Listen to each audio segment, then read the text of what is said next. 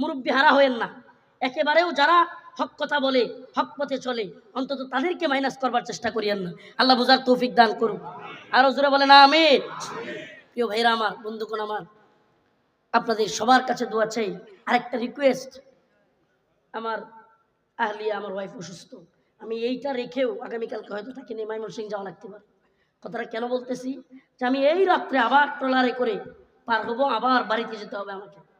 অতএব দয়া করে আমাকে ভিড় না করে আমাকে যাওয়ার জায়গা দিবেন।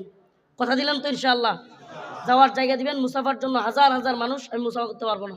আমাকে যাওয়ার জায়গা দিবেন, গাড়িতে উঠবো, আমি চলে যাব ইনশাআল্লাহ। আল্লাহ যদি বাঁচায় রাখে, নেক্সট টাইম এই কুড়িগ্রামে আবারও আসা হবে ইনশাআল্লাহ। নাসরুম মিনাল্লাহ ওয়া ফাতহুন করিব। আসসালামু আলাইকুম ওয়া রাহমাতুল্লাহি ওয়া বারাকাতুহু। দোয়া করে দেন, দোয়ার মাধ্যমে শেষ করে দেন। জি, বসেন, দোয়া হবে।